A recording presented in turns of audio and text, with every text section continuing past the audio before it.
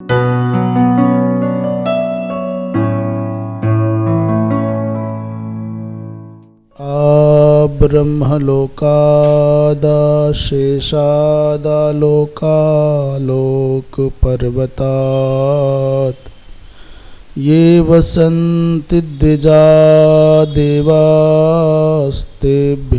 नित्यं नमाम्यहम्। नमो गोभ्यः श्रीमतीभ्यः सौरभेभ्यैव च।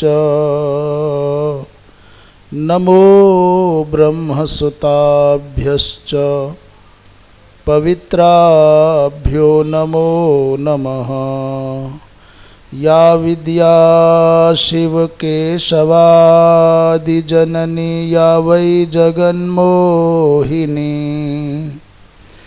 या पञ्चप्रणवद्विरेफनलिनी या चित्कलामालिनी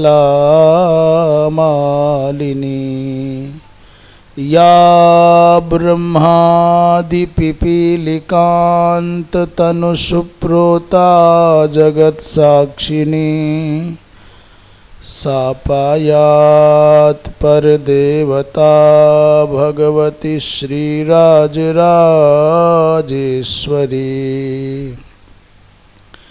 कृष्णाय वासुदेवाय हरये परमात्मने प्रणतक्लेशनाशाय गोविन्दाय नमो नमः। रामाय रामभद्राय रामचन्द्राय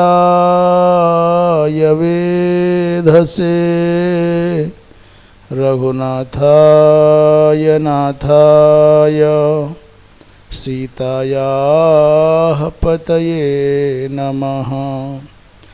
श्रीमन्नारायण नारायण नारायण श्रीमन्नारायण भजमन नारायण नारायण नारायण भजमन।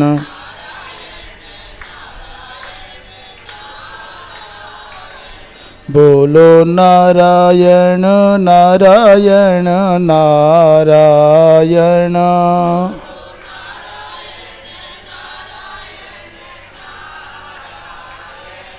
गाओ नारायण नारायण नारायण।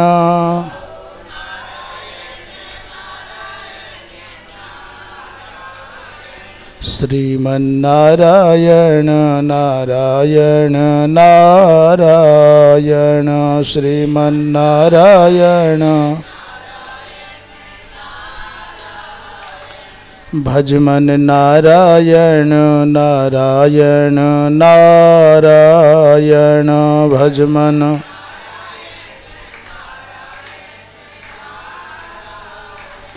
लक्ष्मी नारायण नारायण नारायण।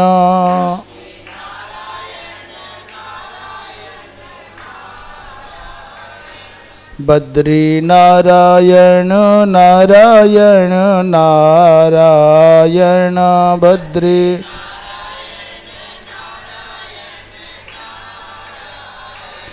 श्रीमन्नारायण नारायण नारायण श्रीमन्नारायण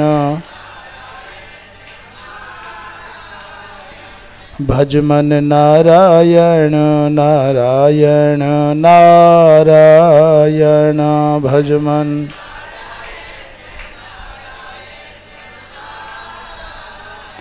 बोलिए वृंदावन विहारी लाल की।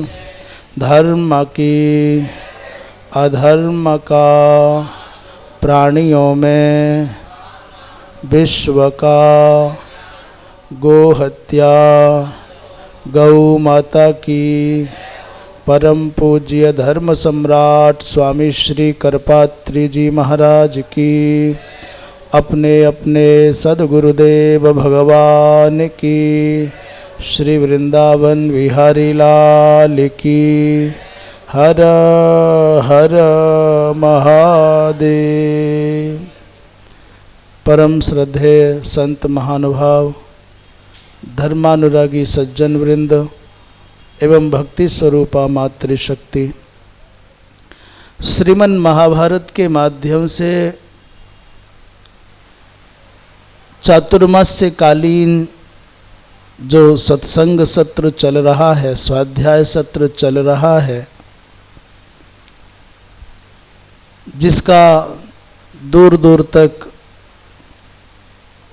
लाभ प्राप्त कर रहे हैं संत वाणी चैनल के माध्यम से बहुत से हमारे आदरणीय विद्वज्जन, गुरुजन, श्रद्धा संसिक्त मानस श्रोता बंधु, माताएं, बहनें।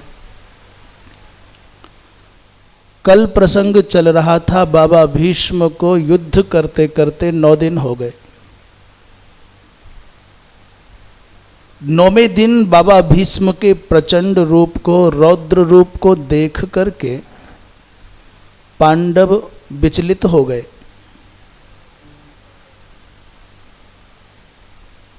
और एक अवसर तो ऐसा आया कि भगवान को 9वें दिन विवश होकर के हाथ में चाबुक लेकर के भीष्म को मारने के लिए दौड़ना पड़ा। युद्धारंभ से पहले बाबा भगवान कृष्ण प्रतिज्ञा कर चुके हैं कि मैं शस्त्र नहीं उठाऊंगा, परंतु बाबा भीष्म के रौद्र रूप को, प्रचंड शौर्य को देख करके विवश होकर के उनको ऐसा करना पड़ा।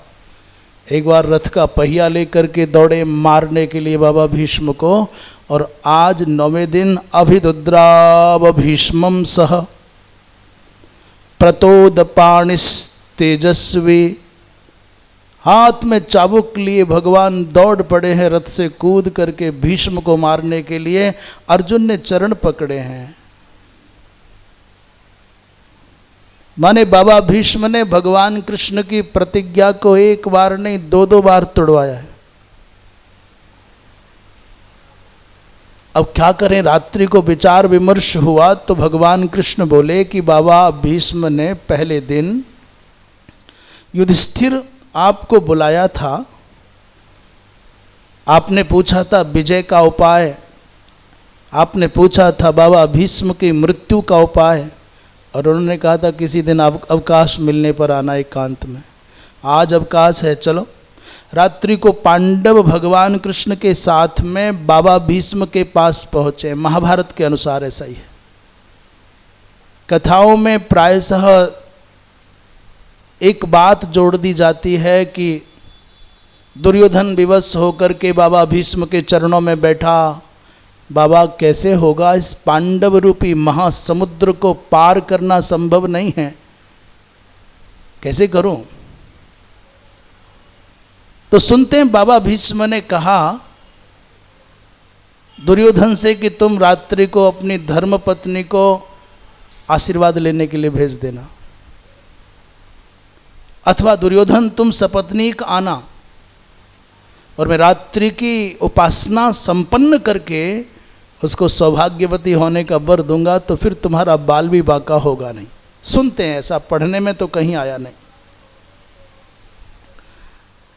तो दुर्योधन ने सोचा कि मैं घर जाऊं और भानुमति को कहूं। दुर्योधन भी प्रमाद में आ गए और भानुमति भी प्रमाद में आ गई। न जा सके, इतनी अंधकार भरी रात और सर्दी की रात, ऊपर से कुरुक्षेत्र की भूमि। जो लोग वहाँ, पूस की रात्रि की घटना है ये। मार्गशीर्ष शुक्ल पक्ष की एकादशी को भगवत गीता का उपदेश हुआ और उसके ठीक उसी दिन मानो युद्धारंभ हो गया। और उसमें 9 दिन जोड़ लीजिए तो पौष कृष्ण पक्ष की संभवतः पंचमी चतुर्थी कोई होगी। और लगता है ये रात्रि वही है जो रात्रि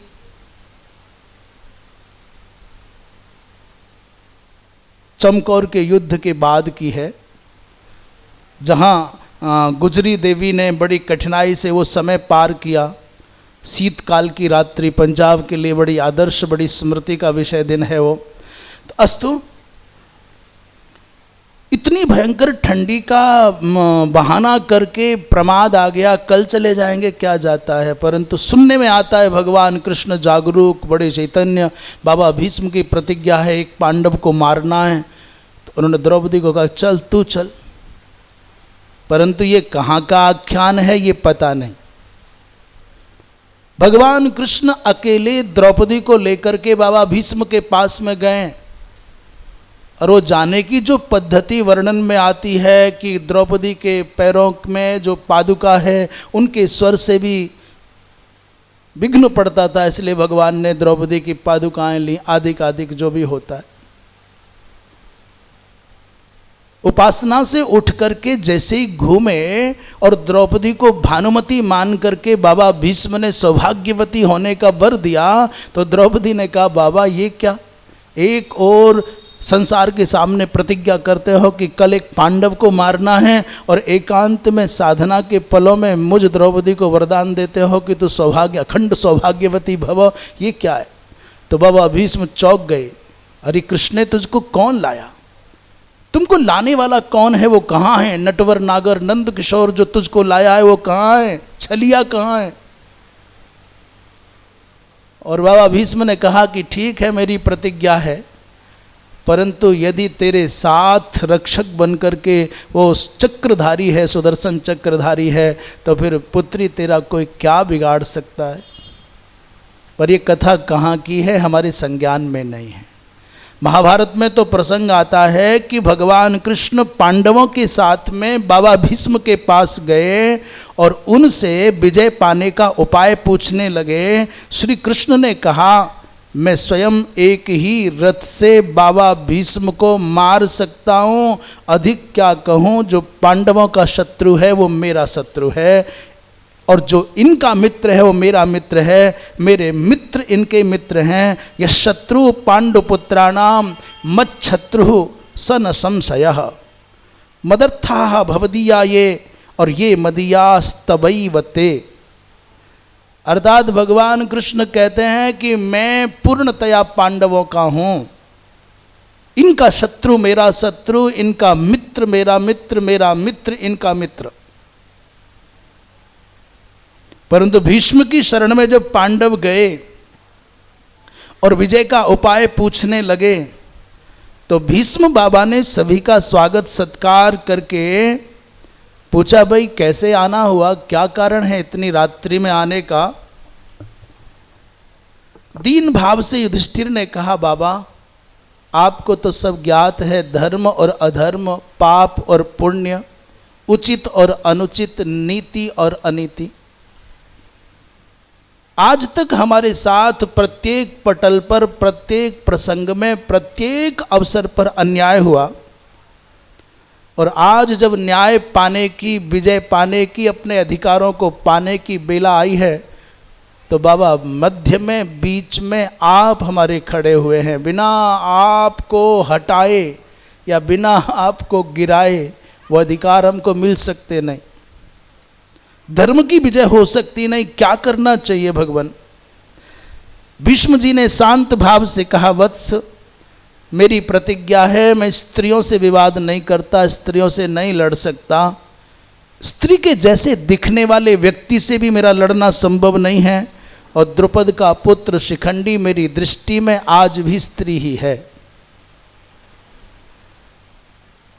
उसकी ध्वजा पर जो चिन्ह लगा है वो भी अमांगलिक चिन्ह है, इसलिए यदि आप लोग शिखंडी को आगे करके और मुझसे युद्ध करना चाहोगे तो तुम्हारी विजय हो जाएगी।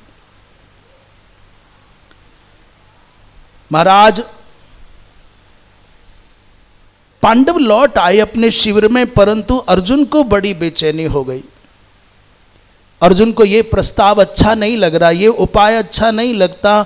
जिन बाबा भीष्म ने बाल्यकाल से हम पांडवों के ऊपर स्नेह की छाया रखी, जिनकी उंगली पकड़ करके हमने चलना सीखा, जिनके अनेकों अनेकों उपकारों के भार के तले हम दबे हैं, क्या हम छल करके कपट करके बाबा भीष्म को मारें तो क्या धर्म होगा? जब अर्जुन ने ऐसा कहा तो भगवान ने कहा ठीक है, मत करो ऐसा, तो भूल जाओ फिर विजय प्राप्त करने का जो आपने मन में स्वप्न देखा है अर्जुन, वो संभव नहीं है। बाबा भीष्म को मारे बिना तुम्हारी विजय कदापि होगी नहीं। ना हत्वा युधि गांगेयम विजयस्ते भविष्यति। शिखंडी की ओट करके भी भीष्म को मारा जा सकता है, तो फिर मारना ही चाहिए। महाराज 10वें दिन का युद्ध होने से पहले रात्रि को ये विमर्श चल रहा है पांडवों के बीच में, करें तो क्या करें। अर्जुन को ये अच्छा नहीं लग रहा है। मेरे अंदर जो पौरुष है, मेरे अंदर जो शौर्य है, उसका परित्याग करके मैं कपट करूं, मैं छल करूं, मैं अन्यायपूर्वक बाबा पर प्रहार करूं। संजय कहते हैं महाराज आज पांडवों की सेना भगवान कृष्ण का मार्गदर्शन पाकर के शिखंडी को अपना सेनापति बना करके उसके नेतृत्व में बड़े ओज के साथ में आज पांडवों की सेना में लगता है कि अंतिम दिन है। ये ठान करके आए हैं कि किसी भी प्रकार से शिखंडी के माध्यम से इसका आश्रय लेकर के हमको बाबा भीष्म को मारना ही होगा। इसलिए पूरी शक्ति लगा करके अभिमन्यु, प्रतिविंध्य, सुतसोम, श्रुतकीर्ति, शतानीक, सात्यकी, दुर्धर्ष, धृष्टद्युम्न, ये सब शिखंडी को घेर करके चल रहे हैं, उसकी रक्षा में नियुक्त किए गए हैं। उधर से कौरव सेना भी भीष्म के नेतृत्व में आ गई और डट गई युद्ध के मैदान में। दोनों ओर से घात प्रतिघात होते हैं, प्रहार प्रतिप्रहार होते हैं और पांडवों के वेग को ऐसे ही रोक दिया बाबा भीष्म ने जैसे समुद्र की उत्ताल तरंगों को तट प्रांत रोक देते हैं, किनारे रोक देते हैं। अर्जुन ने शिखंडी से कहा आज बिना भीष्म को मारे लौटना नहीं है, और यदि आज खाली लौट गए तो हमारा बड़ा उपहास होगा। मैं तुम्हारे साथ हूं, इसलिए भीष्म को मार डालो। अब शिखंडी के प्रहार होते हैं। यद्यपि शिखंडी महारथी है, कोई सामान्य नहीं है। कोई ये ना समझे कि शिखंडी केवल बाल बना करके श्रृंगार करके रहता है। शिखंडी तो महारथः। शिखंडी के प्रहारों की पीड़ा से उद्विग्न भीष्म ने कहा कि मैं तुमसे युद्ध नहीं कर सकता, परंतु पांडव शिखंडी को आगे करके भीष्म पर प्रहार करते जाते, भीष्म पांडवों का सफाया करते जाते। एक बार तो बाबा भीष्म को जोश आया, उन्होंने दुर्योधन से कहा राजन मैंने तुम्हारा अन्न खाया है और आज तुम्हारे अन्न को जो मैंने खाया है उसका ऋण चुकाने का अवसर आ गया है। या तो हार पाऊंगा या उपहार पाऊंगा, मार दूंगा या मारा जाऊंगा। अद्यते पुरुषव्याघ्र प्रतिमोक्षे ऋणम तव। आज तुम्हारे ऋण को चुकाने का दिन आ गया है। और मानो बाबा भीष्म के मुख से उनकी मृत्यु ही उनका धराशायी होने का जो अवसर है वही उनके मुख से काल बन करके बुलवा रहा था। उधर अर्जुन ने शिखंडी को भरोसा देकर के आगे बढ़ाया, परंतु भीष्म पर नियंत्रण करना कोई खेल न था। भीष्म को घेर लेते हैं, परंतु कौरवों ने पांडवों का प्रतिकार कर दिया। आज तक 9 दिन के युद्ध में दुशासन कहीं ठीक से दिखाई नहीं दिया, परंतु 10वें दिन आज दुशासन ने बड़ा चमत्कार कर दिया। अर्जुन को दुशासन ने रोक लिया, धृष्टद्युम्न को कृतवर्मा ने रोका, भीम को भूरिश्रवा ने रोका है और सहदेव को कृपाचार्य ने रोक दिया। घटोत्कच से दुर्मुख भिड़ा है, नकुल को विकर्ण ने रोका है, विराट द्रुपद को अकेले अश्वत्थामा रोके हुए हैं, सात्यकी को दुर्योधन ने रोका, युधिष्ठिर को द्रोणाचार्य ने रोका और अभिमन्यु को सुदक्षिण ने रोका है। और दुशासन अकेले अर्जुन से भिड़ गए। आज ऐसा लगता है उस दृश्य को देख करके खरगोश ने किसी सिंह को रोक लिया हो। अपने तीखे तीखे प्रचंड बाणों की वर्षा से दुशासन ने भगवान कृष्ण और अर्जुन दोनों को बींध डाला। अर्जुन का रथ टिक गया, ठहर गया। अर्जुन ने दुशासन का धनुष काटा, बाण काटे, परंतु आज दुशासन भारी पड़ रहा है। अंततः अर्जुन ने घायल होकर के भी दुशासन से मैदान छुड़वा दिया। जब वो अर्जुन के सामने भिड़ रहा था तो लोग उस दृश्य को देख करके चौंक रहे हैं कि आज क्या हो गया, कहाँ दुशासन और कहाँ पार्थ। द्रोणाचार्य ने अश्वत्थामा से कहा, वत्स आज के अपशकुन से लग रहा है कि बाबा भीष्म का आज अंतिम दिन है। आज के जो लक्षण है, आज का जो अपशकुन है, बाबा भीष्म के जीवन का अंतिम दिन है, इसलिए भीष्म की रक्षा के लिए उनके पास जाओ। भीम अकेले 10 महारथियों से भिड़े हुए हैं। भगदत्त, कृप, शल्य, कृतवर्मा, बिंदानुविंद, जयद्रथ, चित्रसेन, विकर्ष और दुर्वर्षण। भीष्म ने स्वयं जीवन से ऊब कर युधिष्ठिर को बुला करके कहा, दूर खड़े युधिष्ठिर को बुलाया। भीष्म ने कहा, बेटा मैं एक इच्छा मेरी है, तुमसे कुछ मांगता हूँ। युधिष्ठिर ने कहा, पितामह बताइए ना, क्या आपकी क्या सेवा करूं।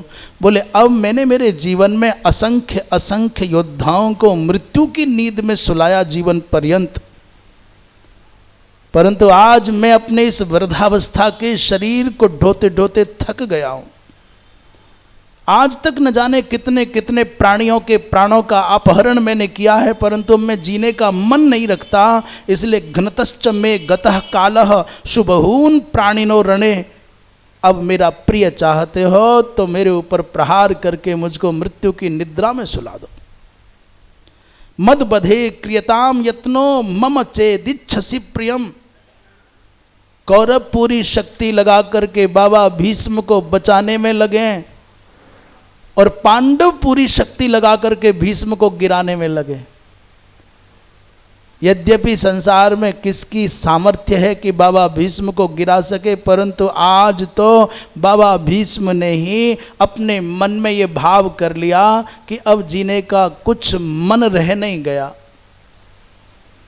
जब व्यक्ति अपने मन से हार जाता है तो फिर संसार में किसी और को हराने की आवश्यकता ही नहीं पड़ती, वो तो हारा ही हुआ है।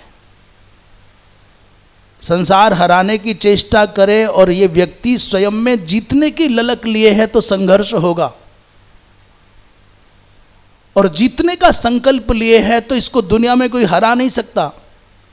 जीतने की ललक सबके मन में है पर संकल्प सबके मन में नहीं होता, और जिसके पास में निज का संकल्प होता है, संकल्प का बल होता है, आत्मशक्ति होती है, उसे कौन हराएगा। इसलिए दो अवस्थाएं, जीतने की ललक होगी तो हारना जीतना दोनों संभव है, और जीतने का संकल्प होगा तो कौन पराजित कर पाएगा। पर आज तो बाबा भीष्म के मन ने स्वयं स्वीकार कर लिया कि मुझे मरना है, तो फिर कौन उन्हें बचा पाएगा। वृंदावन विहारी लाल की। महाराज अर्जुन के द्वारा प्रेरित शिखंडी ने भीष्म बाबा पर तीखे तीखे बाणों का प्रहार करना आरंभ किया है। भीष्म ने स्त्री मान करके उन पर प्रहार नहीं किया। अर्जुन ने शिखंडी का उत्साह बढ़ाया, मारो मारो, अभिद्रवस्व त्वरितम जहि एनम पितामहम। अरे भैया जल्दी करो, जल्दी से मारो, इनको छोड़ो मत पितामह को। परंतु शिखंडी के बाणों में इतनी शक्ति नहीं कि बाबा भीष्म शिखंडी के बाणों की चोट से गिर सकें। उस परिस्थिति में अर्जुन ने देखा कि क्या करना चाहिए, तो शिखंडी की ओट लेकर के अर्जुन ने अपने धनुष पर बाण चढ़ाया और बाबा भीष्म पर प्रहार कर दिया। निजघ्ने तावकम सैन्यम मोहयित्वा पितामहम। पुनः भीष्म ने उधर विराट के भाई शतानी के सहित अनेकों राजाओं को मृत्यु की निद्रा में सुला दिया।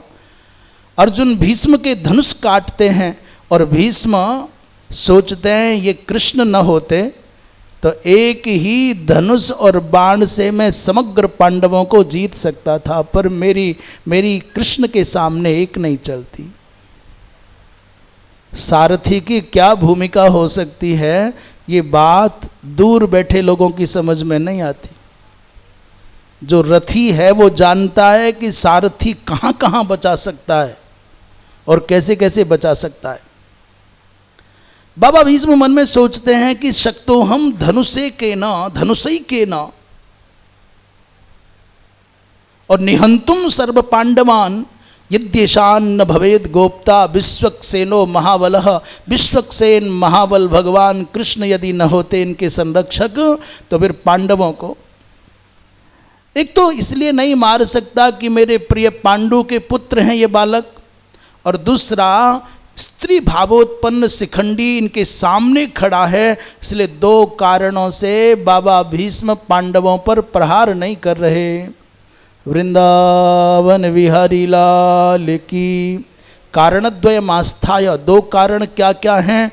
बोले ना हम योत्स्यामि पांडवान, नंबर 1 है अवध्यत्वाच्च पांडुनाम, पांडु के पुत्रों को मैं मारना नहीं चाहता, और स्त्री भावाच्च शिखंडिनः, और शिखंडी स्त्री भावापन्न है इसलिए नहीं मार सकता।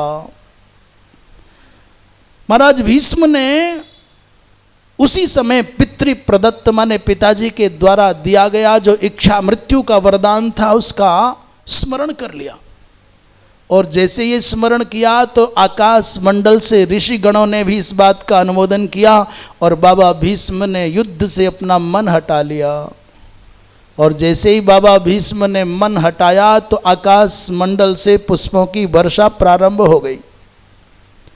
भीष्म के ऊपर पुष्पों की वर्षा होती और अर्जुन उसी पुष्प वर्षा के बीच में 25 बाणों से भीष्म पर प्रहार करते हैं। ध्वज काटा, धनुष काटा, सारथी को मारा, और भीष्म जी ने दुशासन से कहा ये बाण शिखंडी के नहीं हैं। दुशासन, ये जो बाण मुझको लगे हैं ये बाण शिखंडी के नहीं हैं। शिखंडी के बाणों में मेरे मर्म का भेदन करने की सामर्थ्य नहीं, ये बाण तो पार्थ के हैं। अर्जुनस्य इमे बाणा नेमे बाणाः शिखंडिनः, ये अर्जुन के बाण हैं, शिखंडी के बाण नहीं हैं। कृन्तति मम गात्राणि माघमांग से गवा एव। महाराज जैसे ही अर्जुन के बाणों के साथ शिखंडी के बाण अथवा शिखंडी के बाणों में छिपे हुए अर्जुन के बाण भीष्म को लगते हैं, सूर्यास्त होने को था और उसी समय युद्ध की अंतिम बेला भी अंतिम विराम की ओर जा रही थी 10वें दिन की, और अचानक बाबा भीष्म को एक बड़ा तीखा बाण लगा और बाबा भीष्म रथ से नीचे धड़ाम से गिर गए। प्राक शिरा प्रापतत रथात, चारों ओर हाहाकार मच गया। बड़े बड़े योद्धाओं के हाथों से शस्त्र छूट गए, शोक की लहर दौड़ गई और दिव्य भाव से बाण सैया पर पड़े हुए भीष्म लेटे हैं। गंगा मैया के द्वारा प्रेरित कुछ महर्षि गण हंसों के रूप में आए, उनकी परिक्रमा करने लग गए। कृत्वा चापि प्रदक्षिणम, इतने बाण मारे थे अर्जुन ने कि बाबा भीष्म के शरीर का भेदन करते हुए सब ऐसे लगे कि जब बाबा भीष्म लेटे तो ऐसा लग रहा है जैसे कोई सैया बन गई है धरती पर गिरे तो। और जब वो बाणों की सैया पर लेटे तो हंस के रूप में बड़े बड़े ऋषि महर्षि आए और वो उनकी परिक्रमा कर रहे हैं। बाबा भीष्म ने पड़े पड़े दर्द से कराहते हुए भगवान का स्मरण किया और मन में संकल्प कर लिया जब तक उत्तरायण नहीं आएगा तब तक मैं अपने प्राणों का परित्याग नहीं करूंगा। इधर भीष्म से प्रेम करने वाले लोगों की आंखें नम हो गईं। युद्ध उसी समय बंद हो गया। भीष्म जप करते हुए शांत भाव से बाणों के पलंग पर लेटे, दोनों पक्ष के बड़े बड़े योद्धा उनको घेर करके खड़े। द्रोणाचार्य भीष्म वध सुन करके मूर्छित हो गए। द्रोणस्तत्रा प्रियम श्रुत्वा मुमोह भर्तर्षभ। संजय कहते हैं महाराज आचार्य द्रोण अचेत होकर के गिर गए। भीष्म ने आए हुए अश्रुपूरित शोकाप्लुप्त राजाओं को, जो राजा आए उनकी आंखों में आंसू हैं, प्रसन्न होकर के स्वागत करते हुए कहा स्वागतम वो महाभागा स्वागतम वो महारथाः। और बाबा भीष्म का सर लटक रहा था, बाकी शरीर में तो बाण लगे इसलिए वो स्थिर था, पर सिर लटका हुआ। उन्होंने कहा भाई कोई ऐसा करो मेरे लिए तकिया लाओ। संस्कृत में तकिया को उपधान कहते हैं अथवा उपबर्हण कहते हैं। भाई कोई तकिया दीजिए। शिरो में लंबते त्यर्थम उपधानम प्रदीयताम।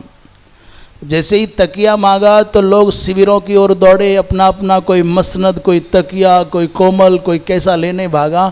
और जब वो तकिया लेके आए तो बाबा भीष्म ने उनकी ओर देखा ही नहीं। पास में खड़े अर्जुन से कहा, अर्जुन मुझको तकिया दो। और उसी समय अर्जुन ने 3 बाण मारे हैं और तीनों बाण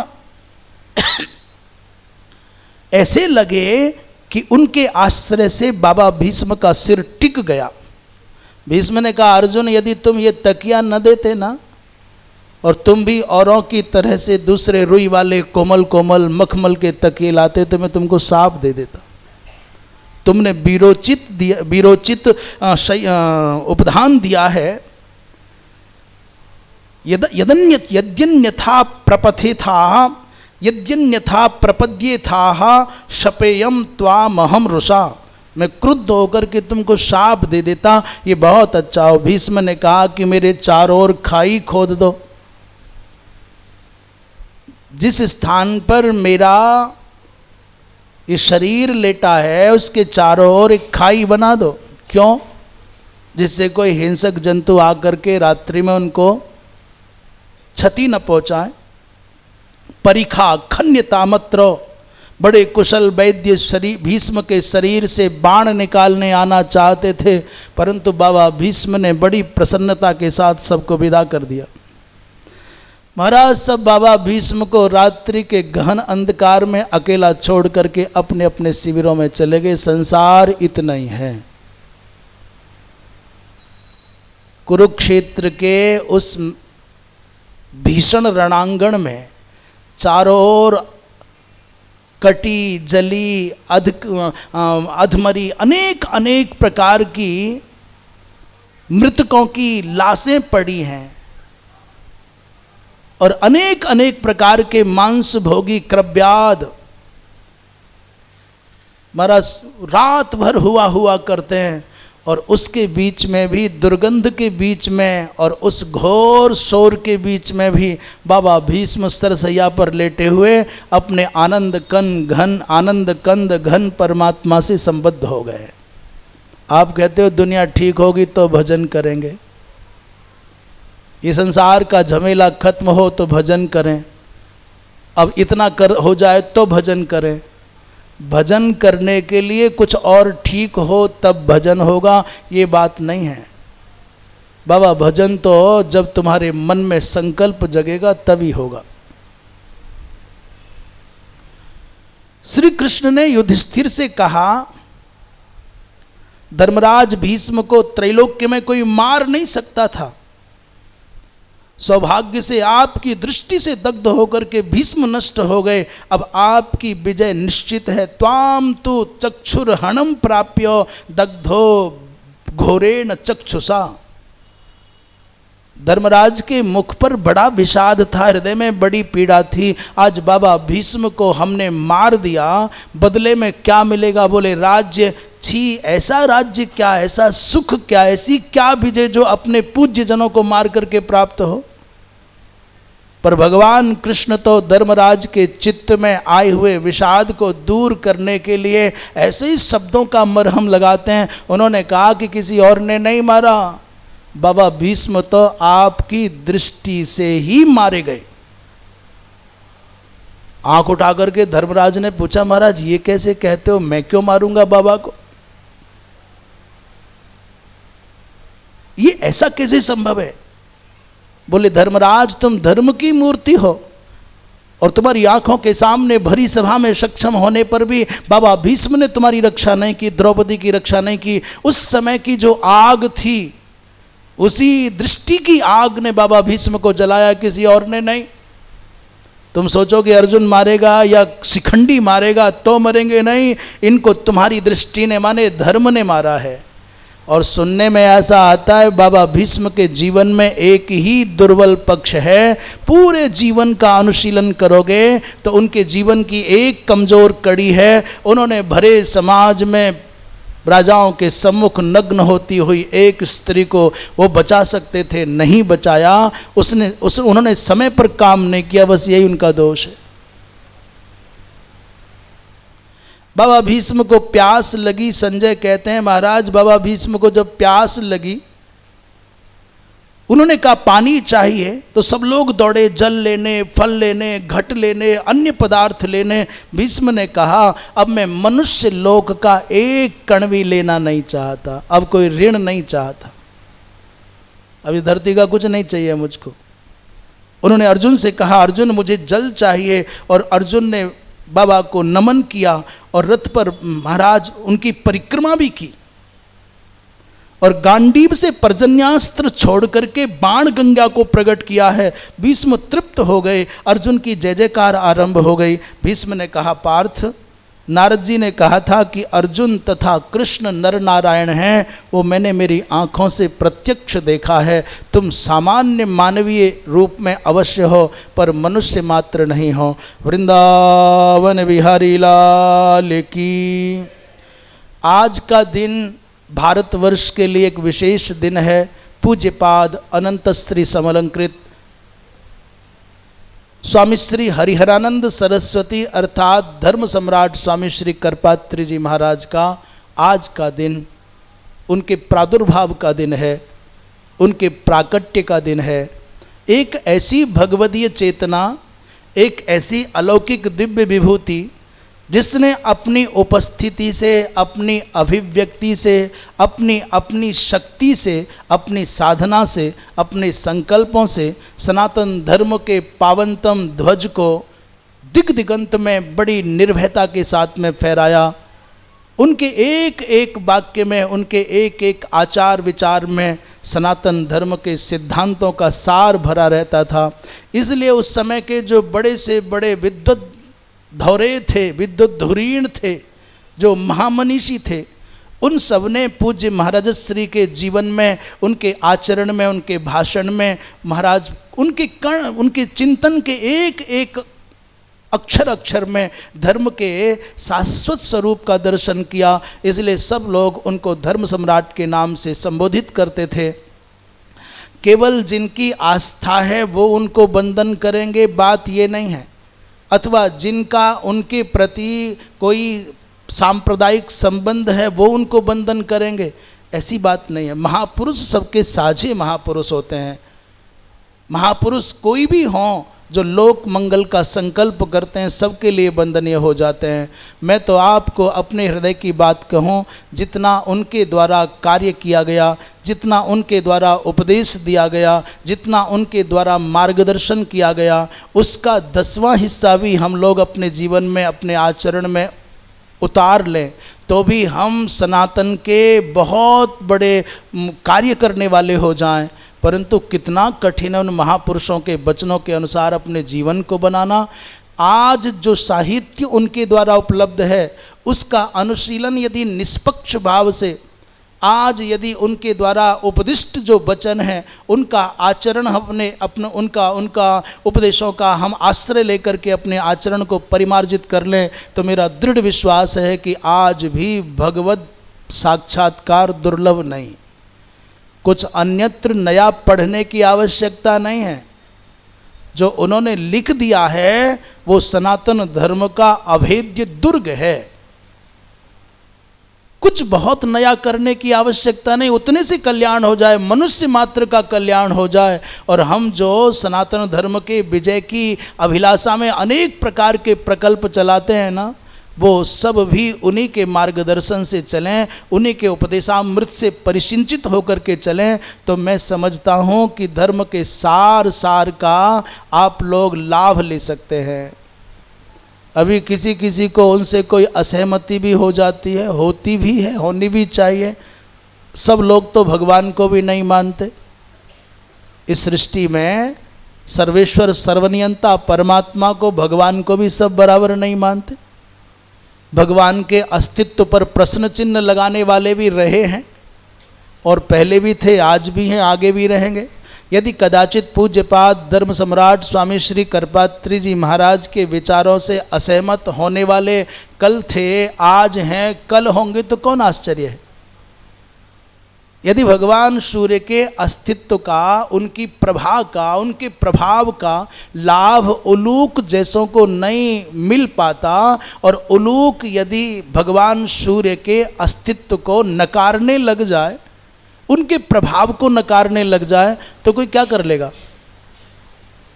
परंतु पूज्यपाद धर्म सम्राट स्वामी श्री करपात्री जी महाराज के पावनतम पादारविंद में वंदन करते हुए यही अपेक्षा, यही अभ्यर्थना, यही प्रार्थना, भगवान आपकी दिव्य अलौकिक वाणी का आश्रय लेकर के हम भी सनातन धर्म के इस पावनतम संरक्षण अभियान में कुछ करने के योग्य बन सकें। इन्हीं भावों के साथ आज आप सबके साथ, और जहाँ तक ये स्वर जा रहा है, जहाँ तक आप सब लोग बैठे हैं, एक एक सनातनी उन महापुरुष का ऋणी है, मानो या मत मानो। जो कार्य यज्ञ के लिए, गौ रक्षा के लिए, सनातन धर्म के सिद्धांतों के रक्षण के लिए उन्होंने किया, वो आद्य जगत गुरु भगवान शंकराचार्य के बाद ही नहीं, माने जो कार्य बाबा तुलसीदास जी का है, जो कार्य सूरदास जी का है, जो कार्य भगवान शंकराचार्य का है, जो कार्य सप्तर्षियों का है, जो कार्य वेदव्यास जी महाराज का है, धर्म सम्राट स्वामी करपात्री जी महाराज ऐसी अप्रतिम मेधा शक्ति संपन्न थे कि वो चाहते तो अलग से अपना कोई पंथ बना सकते थे, पर उन्होंने स्वतंत्र अपना कोई अपना व्यक्तिगत कोई पंथ नहीं बनाया। उन्होंने शाश्वत भगवदीय प्रवाह को, उन्होंने शाश्वत शास्त्र प्रवाह को, उन्होंने सनातन वेद मार्ग का आश्रय लेकर के ऋषि परंपरा का परिपालन किया और उसी का उपदेश दिया। मैं भी करबद्ध आपसे निवेदन पूर्वक कहूँ, आप भारतवर्ष के किसी भी कोने में बैठ कर के प्रसंग सुन रहे हैं, हम पुरजोर डंके की चोट ये कहते हैं, मनुष्य का कल्याण होगा तो शास्त्रीय मर्यादाओं के परिपालन से ही होगा। मनमानी कुछ भी करने से व्यक्ति कुछ दिन तक कुछ भला कर ले, अपने समझ में खुश हो जाए, साहब मैंने बहुत कुछ कर लिया, परंतु हम आते हैं चले जाते हैं, मनुष्य आता है चला जाता है, बड़े बड़े धुरंधर आए चले गए, कुछ दिन तक धूमकेतु के समान टिमटिमाते और अंत में खत्म। परंतु शास्त्रीय सिद्धांतों की प्रभा, शास्त्रीय सिद्धांतों का प्रवाह महाराज ये अनादि है, अनंत है। मनुष्य आएंगे जाएंगे, शास्त्र कहीं आते जाते नहीं हैं। और बड़े बड़े लोग आए शास्त्रों को नकारने वाले, जैसे बेन ने कहा कि शास्त्र मिथ्या हैं, काल्पनिक हैं। बड़े बड़े नास्तिकों ने, बड़े बड़े तार्किकों ने, धुरंधरों ने परमात्म सत्ता को नकारा, शास्त्रों के अस्तित्व को नकारा, सनातन धर्म के सिद्धांतों पर प्रश्न चिन्ह उठाए। वो हिरण्यकशिपु हो चाहे हिरण्याक्ष हो, अनेकों अनेकों आए, परंतु भैया वो आए और चले गए। पर शास्त्रीय सिद्धांतों से परिपुष्ट सनातन धर्म तब भी था, आज भी है और आगे भी रहेगा। ये संकटों के बादल सूर्य को ढकते हैं अनेकों बार, लगता है सूर्य का अस्तित्व मिट गया, परंतु बादलों से भला सूर्य मिटता है क्या? ऐसे ही सनातन धर्म के पावन प्रवाह का आश्रय लेकर के जीने वाले आप पंचदेवोपासना में भगवान सूर्य के, भगवान गणपति के, भगवती माँ जगदम्बा के, भगवान नारायण के और भगवान शंकर के विविध रूपों का आश्रय लेकर के उपासना करोगे तो आपका कल्याण होगा। मन मानी 100 वर्ष, 200 वर्ष, 400 वर्ष और 1000 वर्ष के पंथों को, मजहबों को पकड़ करके चलोगे तो ये सब अंधेन नियमाना यथांधा है।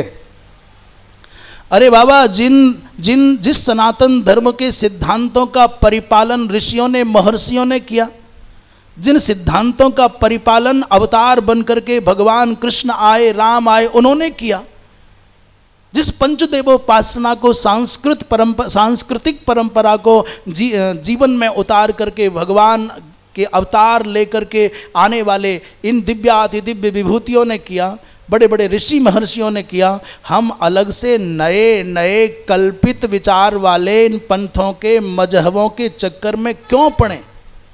वही करना चाहिए ना जो भगवान सूर्य ने किया, वही करना चाहिए जो भगवान कृष्ण ने और राम ने किया, वही करना चाहिए ना जो बड़े बड़े ऋषि महर्षियों ने किया।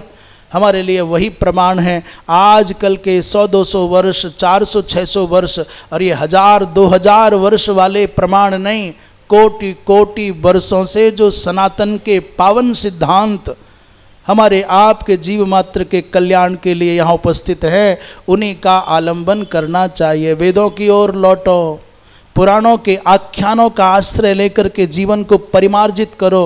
रामचरितमानस, भगवत गीता, भागवत जी, महाभारत आदि पावनतम ग्रंथों का स्वाध्याय करो और उनके द्वारा जो प्रकाश प्राप्त हो, उनके द्वारा जो मार्गदर्शन प्राप्त हो, उसके अनुसार अपने जीवन को परिमार्जित करो। बोलिए वृंदावन विहारी लाल की। पूज्यपाद धर्म सम्राट स्वामी श्री करपात्री जी महाराज की। बाबा भीष्म ने दुर्योधन से कहा, रे दुर्योधन मेरी बात मान जा बेटा, मैं जीवन की अंतिम बेला में एक बात मांगता हूँ, मेरी इच्छा है अब युद्ध बंद कर दो। युद्धम मदंत मेवास्तु तात समसाम्य पांडवैः। मेरे गिरते ही युद्ध बंद कर दे। राज्यार्धम दीयताम, बेचारे पांडवों को आधा राज्य देकर के छुट्टी कर। परंतु दुर्योधन ने बाबा भीष्म की ये बात भी नहीं मानी। गजब ये हुआ कि जब कर्ण को पता चला कि बाबा भीष्म धराशायी हो गए तो एकांत में, अच्छा एक बात और बता दें, बाबा भीष्म की सरसैया को सुरक्षित करने के लिए एक तो परिखा बनाई। परिखा माने खाई, चारों ओर से खोद दिया गया, एक खाई जैसी बना दी जिसे कोई सामान्य जीव जंतु आकर के क्षति न पहुंचाए।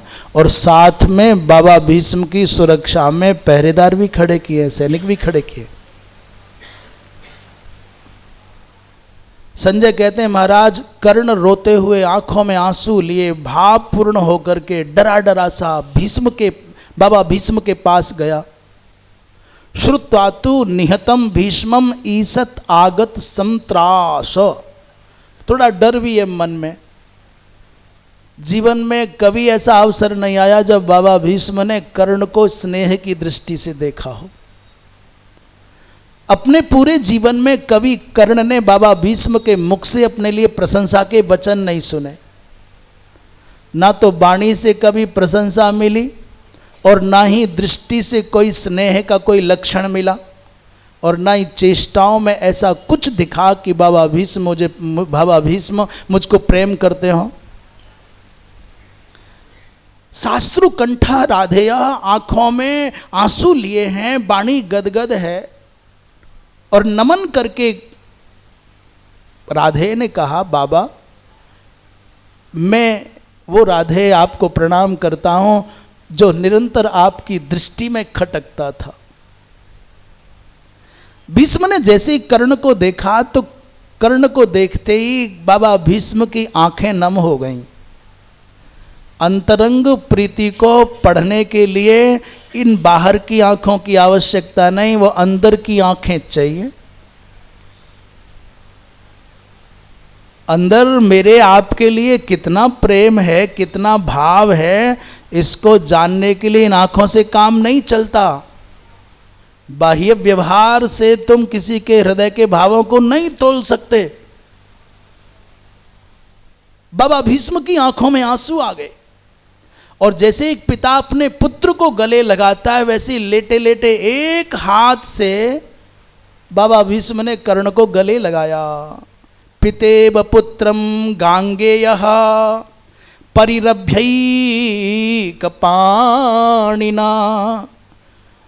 एक हाथ से, एक पाणिना माने एक पाणी से, एक हाथ से गांगे गंगा पुत्र भीष्म ने कर्ण को गले लगाया और समुत्सार्य च रक्षिणा, पहरेदारों को दूर हटाया। दूर हटो, कोई गोपनीय बात करनी है, दूर हटा दिया।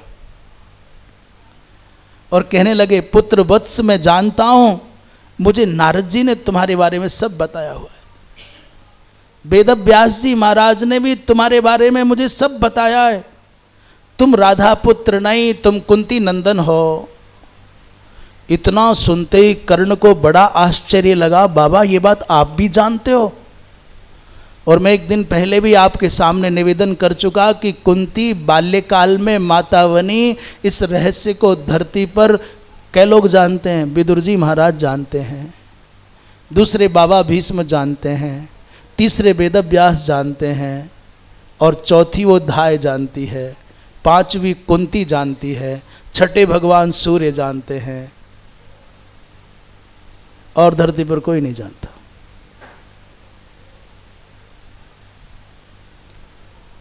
और महाराज एक भी व्यक्ति ने, बाबा भीष्म कैसे जानते हैं बता रहे, नारद जी ने बताया और वेदव्यास जी ने बताया।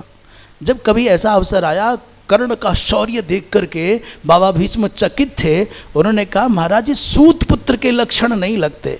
नारद जी ने कहा तुमको पता नहीं है, सूत पुत्र नहीं है। तो बोले कुंती पुत्र है।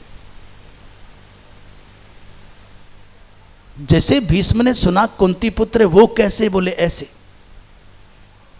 और जब कुंती पुत्र है ये सोच करके मन प्रीति से भरता, तब तक दुर्योधन के संग खड़े होने के कारण कर्ण के वचनों में और कर्ण के व्यवहार में कुछ खोटापन दिखता।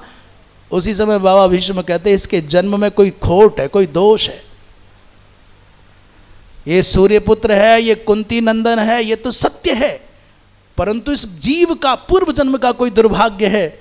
इसलिए इसकी दुर्दशा ये कि न माता मिली न पिता मिला, और वो कारण बताएंगे आगे। तो कहते हैं पुत्र मुझे पता था, नारद जी ने बताया और मुझे वेदव्यास जी ने बताया। कृष्णद्वैपायना चैव तच्च सत्यम न संशयः। और विदितो नारदान्मया, नारद जी से और वेदव्यास जी से मुझको पता चल गया तुम राधे नहीं कौन्ते अस्तम न राधेयः, तुम कुंती नंदन हो। न च द्वेषोस्ति मे तात त्वयि सत्यम ब्रवीमिते। बाबा भीष्म कहते हैं मैं सत्य की शपथ खा करके कहता हूं कर्ण तुमसे मेरा कोई द्वेष नहीं था, तुमसे मेरा कोई द्वेष नहीं है और तुमसे मेरा कोई द्वेष हो भी नहीं सकता। हाँ कभी कभी कड़वा बोलता था, उसके दो कारण हैं। पहला कारण मात्र ये कि तुम्हारी तेजस्विता को मैं मंद करना चाहता था। तुम धर्मात्मा पांडवों से द्वेष करते थे, वो न तुम्हारे लिए अच्छा था न उनके लिए अच्छा था। इसलिए जब कभी थोड़ा सा रूखा व्यवहार, कड़वाहट भरा कोई संवाद, मैं चाहता था कि तुम्हारा ओज मंद हो जाए। तेजो बध निमित्तम च तेजो बध निमित्तं तु परुषम त्वाहम अब्रुवम। कुसंग के कारण, धर्म विरुद्ध जन्म के कारण तुम्हारी मति पुण्यात्मा पांडवों के प्रतिकूल रहती थी। जातोसी धर्म लोपे न। भैया एक बात बताओ, आज आप बहुत श्रेष्ठ हो, बड़े महान हो, और आपका एक हाथ नहीं है, कोई ना कोई तो कारण है ना। आज आप बहुत श्रेष्ठ हो, बहुत महान हो, पर आपका पैर नहीं है, कोई ना कोई तो कारण है। आज आप बहुत श्रेष्ठ हो, बहुत महान हो, परंतु आप बोल नहीं पाते हो, कोई ना कोई तो कारण है। आज आप बहुत श्रेष्ठ हो, बहुत महान हो, बड़े धुरंधर हो, पर आपके नेत्र नहीं है, कोई ना कोई तो कारण है। कर्ण तुम्हारे जैसा दानी, तुम्हारे जैसा साधक, तुम्हारे जैसा उदार, तुम्हारे जैसा सूर इस धरती पर दूसरा मिलना कठिन है। परंतु तुम्हारा जन्म ऐसी परिस्थिति में हुआ जिसको माँ स्वीकार नहीं कर सकती, पिता स्वीकार नहीं कर सकता। इसका मतलब धर्म का लोप हुआ ना। पहला कारण जातोसी धर्म लोपेन, और दूसरा कारण बोले नीचाश्रयान मत्सरेण। तुम नीच के आश्रय में, दुर्योधन के आश्रय में रहते थे, कुसंग में रहते थे, उसके कारण तुम्हारे चित्त में मात्सर्य दोष आ गया। पांडवों से, भगवत भक्तों से सदा द्वेष करते थे। इसलिए मैं तुम्हारी तेजस्विता को मंद करने के लिए कभी कभी कड़वा बोलता था।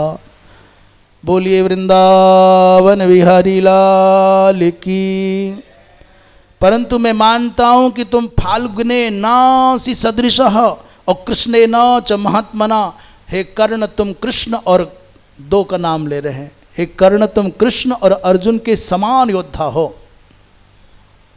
महाभारत में एक जगह आया कि जरासंध भी तुम्हारे सामने टिक नहीं सकता था। इसका मतलब कर्ण में 10,000 हाथियों का बल है, ऐसा नीलकंठी टीकाकार कहते हैं, मूल में तो नहीं आया।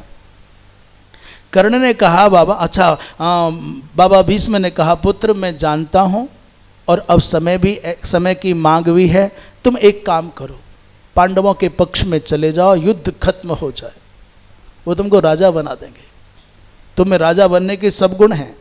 सोदरिया पांडवा वीरा भ्रातरस्ते अरिसूदन अरिसूदन, वे तुम्हारे सगे भाई हैं। कर्ण ने कहा बाबा अब ये कैसे संभव है, जिस दुर्योधन ने समय पड़ने पर मुझको सम्मान दिया, पद दिया, राजा बनाया, जीवन जीने का मुझे एक अवसर दिया, मुझे प्रतिष्ठा दी, संकट के समय उसको त्याग दूं, ये मेरे से होगा नहीं।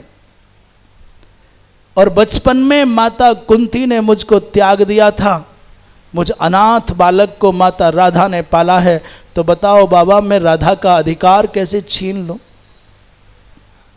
मैं जानता हूं कृष्ण और अर्जुन नर नारायण हैं, इनके सामने खड़े होकर के लड़ना और जीतना संभव नहीं है। बाबा मैंने अनजाने में बालकपन में जो आपके प्रति अपराध किया है, जो अनजाने में कभी पांडवों के प्रति अपराध किया है, मैं आपसे क्षमा मांगता हूँ, जानता परिणाम मैं भी हूँ, पर पीछे हटना संभव नहीं है। आप तो मुझे आज्ञा दें कि स्वर्ग प्राप्ति के निमित्त में युद्ध करूं। अनुजानामि कर्णत्वाम युद्धस्व स्वर्ग काम्या, बाबा भीष्म ने अनुमति दी है और इसी के साथ भीष्म पर्व संपन्न हो गया। वृंदावन बिहारी लाल की। कहते हैं भीष्म पर्व का श्रोता और वक्ता पाप मुक्त होकर यदि श्रद्धापूर्वक कथा कहे और सुने तो पुनर्जन्म नहीं होता। इस पर्व का श्रवण करके जलदान करने में, भोजन दान करने में, विप्रों को प्रचुर मात्रा में विभिन्न प्रकार के व्यंजन खिलाने में व्यक्ति की यदि रुचि हो, ब्राह्मणों के आदर करने में निष्ठा जमे, तो वो अपूर्व पुण्य की प्राप्ति हो जाती है। नारायणं नमस्कृत्य नरं चैव नरोत्तमं देवीं सरस्वतीं व्यासं ततो जयमुदीरयेत्। वैशंपायन जी महाराज कहते हैं, जन्मेजय हे राजन, बाबा भीष्म के मृतप्राय होकर के सरसैया पर लेट जाने के बाद कौरवों की जो सेना है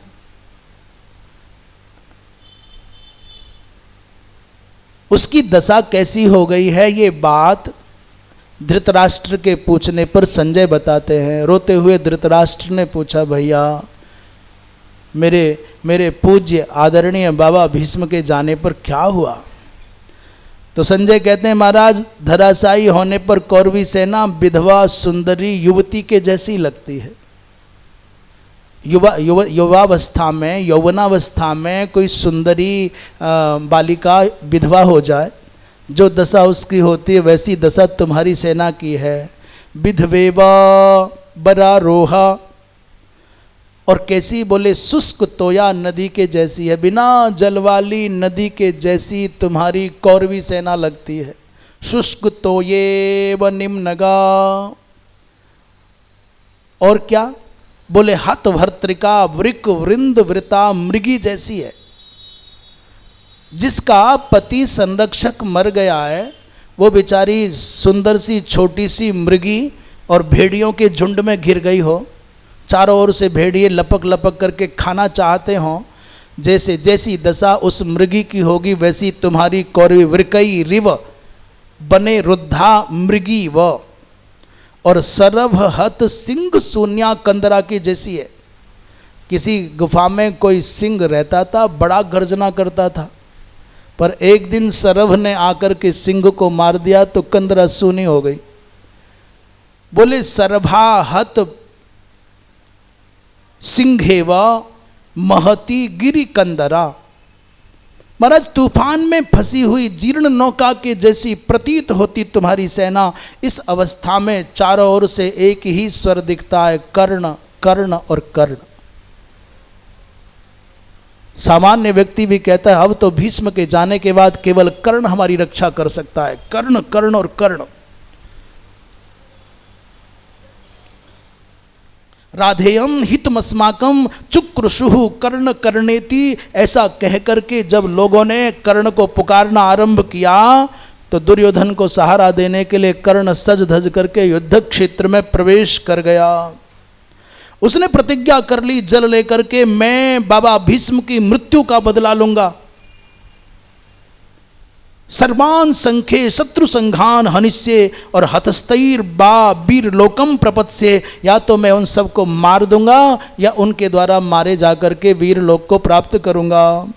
कर्ण सीधे बाबा भीष्म के पास में पहुंचे, प्रणाम किया, बाबा आपके बिना अर्जुन धधकती दावाग्नि के समान कौरव सेना को जला रहे हैं, आप आज्ञा दें तो मैं उस अर्जुन को जीत लूं। उसको देव दानव यक्ष कोई जीत नहीं सकता। कोन्या सक्तो रणे जेतुम पूर्वम यो न जितस्त्वया, जिसको बाबा आप न जीत पाए उसे कौन जीत सकता है। बाबा भीष्म कहते हैं कर्ण युद्ध तो करना, जैसे कर्ण समग्र नदियों का आश्रय सागर है, जैसे प्रकाशवान पदार्थों का आश्रय सूर्य है, सत्य का आधार संत हैं, जैसे समस्त बीजों का आधार धरित्री है, वैसे ही तुम भी असहाय कौरवों के आधार हो, आश्रय हो। जाओ युद्ध करो वत्स, तुम्हें आशीर्वाद देता हूँ। शिवे नाभिवदामि त्वाम गच्छ युध्यस्व शत्रुभिः, जाओ शत्रुओं से युद्ध करो।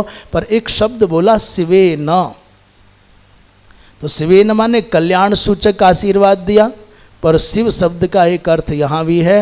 राजस्थान में प्रायः क्या बोलते हैं उसको, शमशान भूमि को कहते कल्याण भूमि बोलते हैं, शिव धाम भी बोलते हैं कहीं कहीं, मोक्ष धाम भी बोलते हैं कहीं कहीं, कुछ कुछ बोलते हैं। तो शिवेना ऐसा पद बोल करके मानो बाबा भीष्म ने कहा हो वत्स तुम्हारा कल्याण हो, विजयी हो, ऐसा नहीं कहा। प्रतिदिन बाबा भीष्म और द्रोणाचार्य तो जगते ही सबसे पहले उद्घोषणा करते हैं पांडवों की विजय हो, कौरव पराजित हो जाएं। इसलिए विजयी होने का आशीर्वाद नहीं दिया, तुम्हारा भला हो, तुम्हारा कल्याण हो। दुर्योधन ने कर्ण को आया देखा, दौड़ करके गले लगाया, बहुत जय जयकार की, बड़ी प्रशंसा की, भैया अब मैं समझ गया मेरी विजय पक्की है। बाबा भीष्म तो केवल लड़ते थे दिखाने के लिए, वो पांडवों के प्रति उनके मन में छुपा हुआ स्नेह था, इसलिए कभी पांडवों पर उन्होंने प्रहार नहीं किया। दुर्योधन ने निर्णय कर लिया है कि गुरु द्रोणाचार्य को सेनापति बनाना है मन में, पर अब कैसे करें, कर्ण समानांतर शक्ति वाला है, तो कहीं कर्ण रूठ ना जाए, इसलिए सबसे पहले कर्ण से पूछा, मित्र बता हमारी सेना में बाबा भीष्म के बाद सेनापति बनने के योग्य कौन है। अब बताओ कर्ण कैसे कह दे कि मैं ही हूं। कर्ण ने कहा कि भैया मित्र, आचार्य द्रोण के रहते कोई और सेनापति नहीं हो सकता, बस ये दुर्योधन में कला है, व्यवहार के विषय में, चतुरता के विषय में दुर्योधन का कोई मुकाबला नहीं है। किस व्यक्ति की कमजोरी क्या है, किस व्यक्ति को क्या चाहिए, चालाकी करके, छल करके, कपट करके किसको कैसे खुश करना है, किसी को पद दे करके, किसी को धन दे करके, किसी की प्रशंसा करके, किसी के पांव पकड़ करके, दुर्वासा की सेवा करके अनुकूल कर लिया, अश्वत्थामा की प्रशंसा करके उनको अनुकूल कर लिया, और कर्ण को राज्य दे करके अनुकूल कर लिया। माने दुर्योधन जानता है कि किसकी कमजोरी क्या है, और दुर्योधन की प्रकृति के जितने लोग होते हैं ये दूसरों की कमजोरियों को पकड़ करके उनको अनुकूल करना जानते हैं। पर ये बात पांडवों में नहीं है, पांडव भगवदाश्रयी हैं, भगवान के आश्रय में रहो। जो रूठने वाले हैं रूठेंगे, जो छूटने वाले छूटेंगे, जो टूटने वाले टूटेंगे, जो साथ रहने वाले रहेंगे, जो जाने वाले हैं उनको कोई दुनिया में रोक नहीं सकता। संसार से जाते हैं तो कोई माई का लाल रोक पाता है किसी को? धरती छोड़ करके जाता है कोई किसी को रोक लेगा क्या? घर छोड़ के जाने वाला किसी पर कोई रुकता नहीं। जिसको जाना है वो तो जिसका दाना पानी पूरा हो जाता है वो न टिके किसी भी हाल में। और जिसका दानावानी शेष है, तुम कितना ही कुछ भी कर लो वो जाए नहीं। ये तो विचित्र है। पांडवों के पास में महाराज मामा शल्य गए, पर दर्द नहीं है, कराह नहीं है, गए तो गए, कृष्ण है ना। भगवदाश्रयी किसी की परवाह नहीं करते, और जो भगवदाश्रय में नहीं है वो दर दर पर ठोकरें खाते घूमते हैं, कभी इसको खुश करना, कभी उसको खुश करना, दर दर पर ठोकर खाता है और फिर भी कहीं आश्रय नहीं पाता है। और भगवत भक्त तो महाराज एकमात्र भगवान के चरणों में अपना सर झुका दे, भगवत विश्वासी को फिर कहाँ टेंशन है। वो तो जीव मात्र को भगवतीय भाव से देखने लग जाए, कहाँ झंझट है।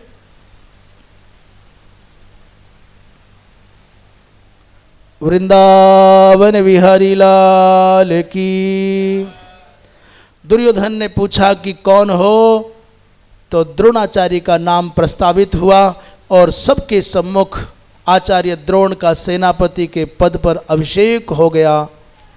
संजय कहते हैं कौरवों ने सकट व्यूह बनाया और पांडवों ने क्रौंचप व्यूह बनाया। दोनों ओर से बड़ा भारी संघर्ष हुआ।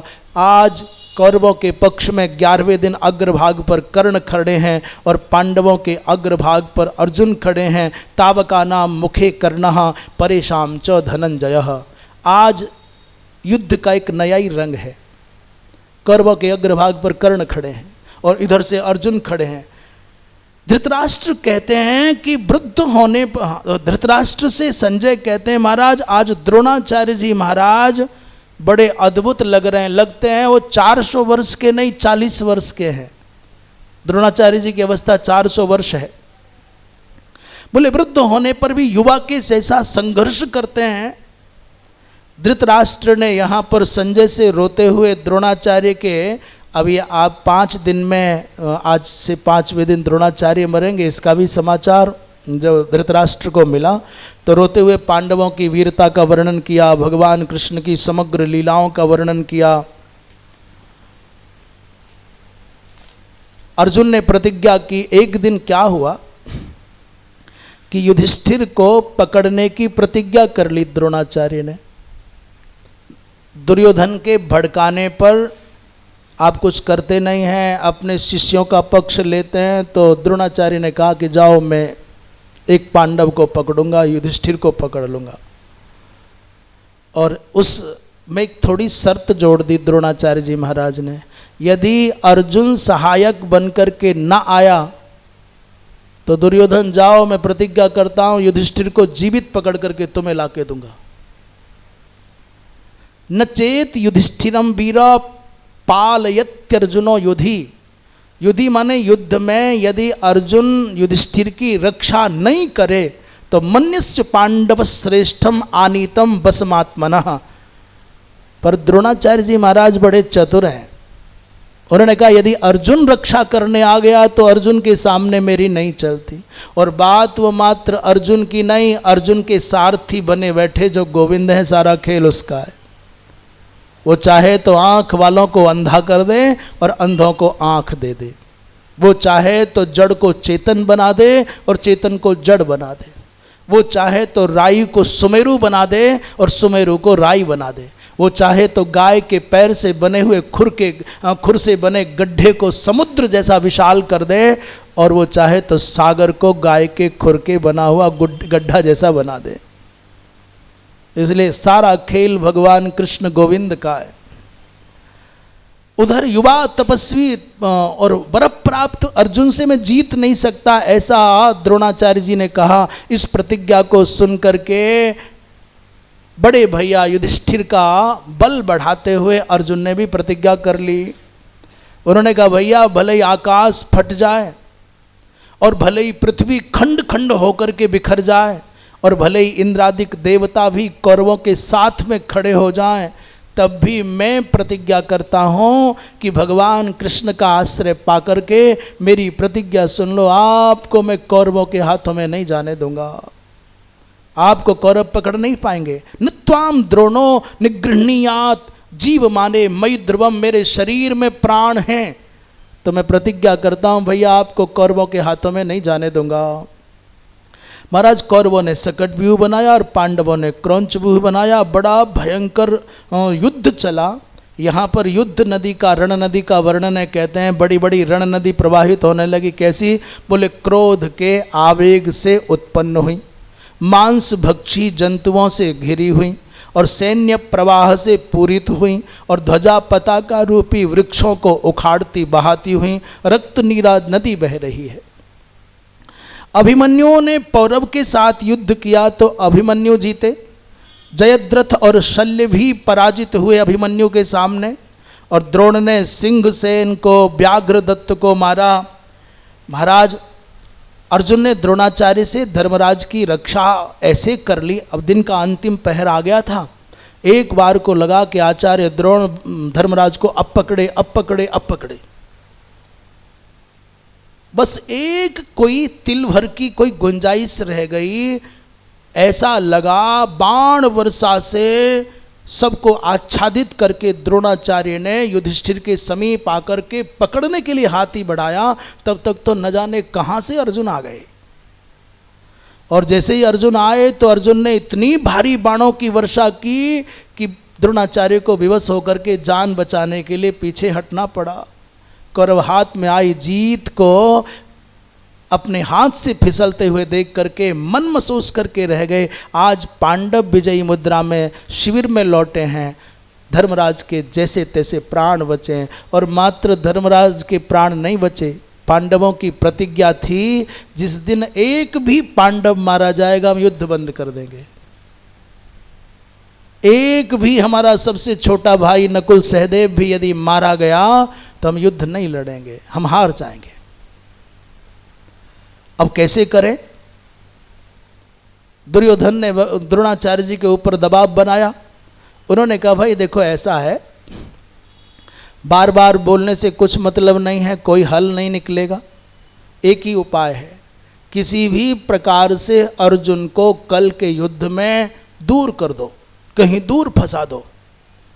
और अर्जुन नहीं होगा तो मैं प्रतिज्ञा करता हूं कि एक न एक पांडव को पकड़ के ले आऊंगा। ऐसी परिस्थिति में क्या हो, तो एक 7 भाई थे जिनको त्रिगर्त नरेश कहा जाता, संसप्तक कहा जाता था। उनमें एक का नाम है सुशर्मा, दूसरा है सत्यव्रत, तीसरा है सत्य, चौथा सत्यवर्मा, फिर सत्यकर्मा और सत्येश इत्यादि 7 भाई थे। 10,000 हाथियों की बड़ी भारी सेना ली, स्वस्ति वाचन कराया, मंगलाचरण हुआ, बड़े अभिषेक रुद्राभिषेक आदि पूजा पाठ करके आगे बढ़े, गोदान किया। और त्रिगर्त नरेश शर्मा ने भाइयों के सहित अर्जुन को ललकार दिया। और कुरुक्षेत्र के इस कोने पर युद्ध चल रहा है, उस कोने पर दूर घेर करके ले जाना चाहते हैं अर्जुन को। उन्होंने प्रतिज्ञा की यदि हम अर्जुन को बिना मारे लौट आए तो हमको पाप कर्म करने पर जिन नरकों की प्राप्ति होती है वो नरक मिले। दूसरी प्रतिज्ञा करते हैं ब्रह्म हत्या करने पर जो घोर नरक मिलता है वो मिले। शराब पीने वाले को जो नरक लोक की प्राप्ति होती है वो नरक हमको मिल जाए। ऐसा कहते हैं ब्रह्मघाती को मद्यपस्य च ये लोकाः, सुरापान करने वाले को जिन पाप लोकों की, नरक लोकों की प्राप्ति होती है वो पाप लोक हमको मिले जो अर्जुन को बिना मारे लौट आए। शरणागत का परित्याग करने वाले को जो नरक मिलता है वो हमको मिल जाए। और याचना करने वाले की इच्छा पूर्ण न करने पर जो पाप लगता है वो लोग हमको मिल जाएं। और दूसरे की वस्तु हड़पने पर जो पाप, जैसे मैंने कहा भैया हमारा ये सोना है रख लीजिए, हमारा ये धन है रख लीजिए, हमको समय पर लौटा दीजिए, और आप बेईमानी कर जाओ। हमारा ये पैसा है ले लीजिए, हमको लौटा देना बाद में, अथवा उधार लेकर के नहीं लौटाए तो जो पाप उसको लगता है, जो नीच का अनुसरण करने पर, निंद्य व्यक्ति की सेवा करने पर जो पाप लगता है, पाप लोग मिलते हैं वो हमको मिल जाए। ऐसे बड़ी भारी नास्तिकों को जो पाप लोग मिलते हैं वो हमको मिल जाए, और कृतघ्न व्यक्ति को जो नरक मिलते हैं वो हमको मिल जाए।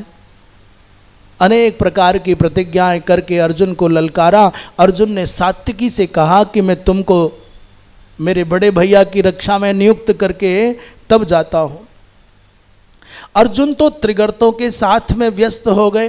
इधर कौरवों ने गरुड़ व्यूह बनाया, पांडवों ने मंडलार्ध व्यूह बनाया और बड़ा भारी संघर्ष जिसमें द्रोणाचार्य महाराज, ऐसा लगता है कि द्रोणाचार्य आज कालाग्नि बन गए। अर्जुन के बिना पांडवों की सेना को कोई गिनता ही नहीं कुछ। आज द्रोणाचार्य ने कितने भारी संघर्ष में वृक को मारा, सत्यजित को मारा, शतानीक को मारा, दृढ़सेन को मारा, क्षेम को मारा, वसुदान को मारा, कितने सारे बड़े बड़े राजा पांडव पक्षी मार दिए।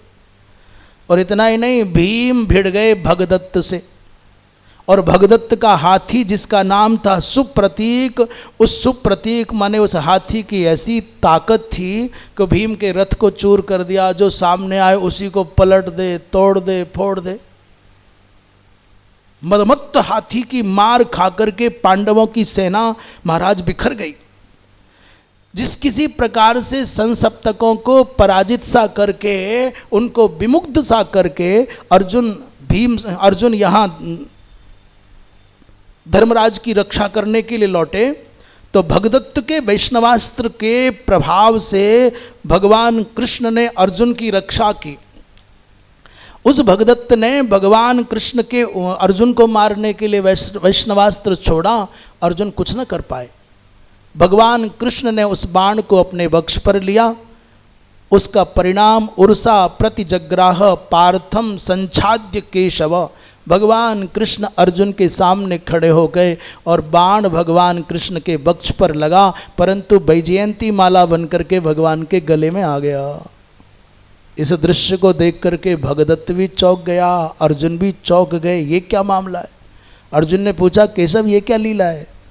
भगवान बोले, वत्स मित्र पार्थ, मैं 4 रूपों से सर्वत्र सदा विराजमान रहता हूँ।